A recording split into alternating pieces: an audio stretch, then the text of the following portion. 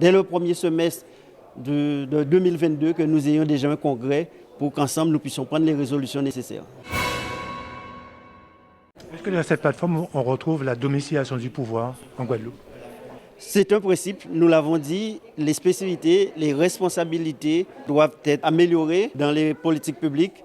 Il va falloir forcément une évolution institutionnelle en ce sens, mais ce que nous disons, les choses doivent être construites avec l'ensemble des partis, avec la population, avec les forces vives donc, du pays. C'est pour cela que nous allons entamer tout un ensemble donc, de concertations et que le Congrès puisse prendre des résolutions pour aboutir par la suite à une loi organique. Mais nous ne faisons pas un préalable, ce que nous disons avant tout, que nous ayons donc des éléments pour sortir de cette crise. Il est clair qu'aujourd'hui, avec la crise que nous traversons, surtout qu'il y a quand même une crise sociale, une crise économique liée à la crise sanitaire, il y avait nécessité qu'on puisse définir des priorités, notamment par rapport au programme que nous avons déjà présenté dans les assemblées, aussi bien au niveau du département et la région, puisque nous sommes dans une gouvernance concertée, au travers notamment aussi du plan de relance. Mais il s'agissait pour nous de vraiment se mettre d'accord sur ces priorités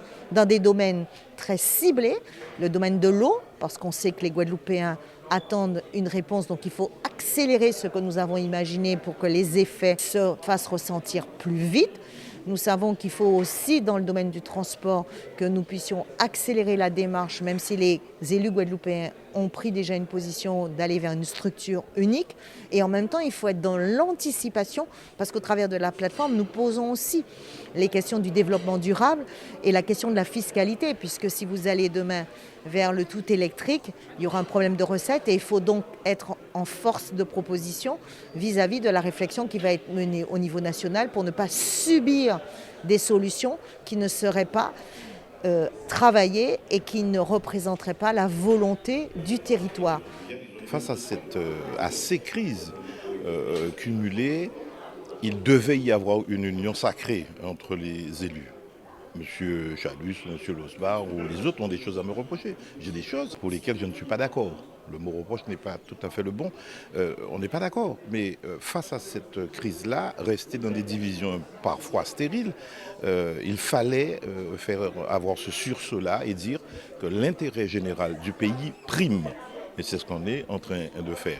On a fait un bon dossier, et j'ai eu à le dire, moi j'étais assez fier de la prestation faite par nos trois élus qui ont rapporté devant le président de la République. Et chacun a tenu ses engagements. Le président Chalus avait dit, je dirais ça, il a dit ce qu'il avait à dire. Bénin et l'OSMA ont exposé sur des textes structurés, sur des réflexions préalables, et je crois pouvoir dire que le gouvernement a été assez impressionné par la prestation de la Guadeloupe. C'était le résultat d'une dizaine de réunions de travail, si ce n'est pas plus, entre nous. Là, ce sera un débat d'idées. La Guadeloupe a besoin de débats et pas de combats. Je crois que la plateforme qui a été présentée relate bien évidemment toutes les inquiétudes de nos populations, toutes les inquiétudes des pouvoirs publics en Guadeloupe. Et donc, il fallait le faire, d'autant plus que la crise que nous traversons est venue un peu permettre tout cela. Le côté positif, c'est se rendre compte qu'unis, on pourrait aller beaucoup plus loin et aborder les sujets différemment, au-delà de notre différence, divergence, un tant soit peu, mais sur des questions de fond, de jeunesse, d'équipement, santé, de développement économique, bref, de préservation des écosystèmes, bref, des sujets qui intéressent notre territoire. Il fallait se mettre ensemble. Je crois à partir de cela, nous allons pouvoir aller plus loin, mettre ce document à la disposition de la population, à disposition des associations, des corps constitués pour discuter, débattre. Je crois qu'il ne faut pas confisquer cela, c'est ce qui nous a manqué il y a quelques années sur des sujets d'évolution. Ça a été confisqué, dit-on, par des élus. Nous avons des avancées. Je ne vais pas bouder le plaisir de vous dire que le Congrès a été rénové par l'amendement que j'ai pu faire passer. Les maires pourront voter. J'ai participé, comme nous estimions devoir le faire, à une proposition, à un projet pour pouvoir améliorer le quotidien des Guadeloupéens. Et donc je suis heureux aujourd'hui de participer à la présentation de ce travail qui, je le rappelle, a pour avantage une unité de tous les élus guadeloupéens pour faire des propositions au gouvernement de façon à pouvoir sortir non seulement de la situation de crise actuelle que nous vivons, mais tout simplement pour que nous puissions avoir un département sur les rails du développement de façon à permettre à tous les Guadeloupéens de se retrouver.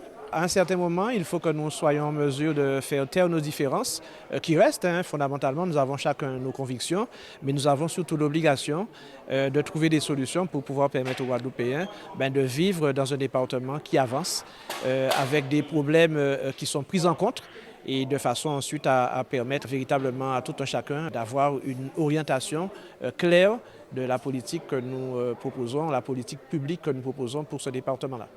Je dis aux Guadeloupéens que les élus ont montré qu'aujourd'hui, par rapport à ce qui se joue, qu'il faut que chacun puisse remplir parfaitement sa mission et soit responsable.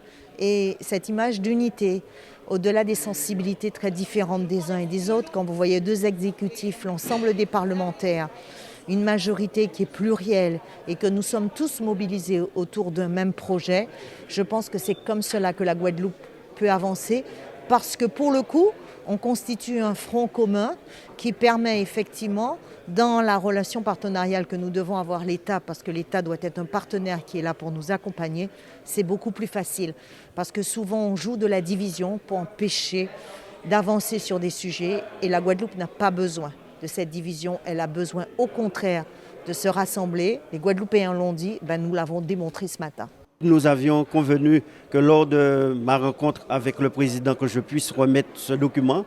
Et conformément à l'engagement du président, il y aura dans les semaines à venir une réunion avec chaque département d'outre-mer, en l'occurrence avec la Guadeloupe, sur les éléments contenus dans la plateforme.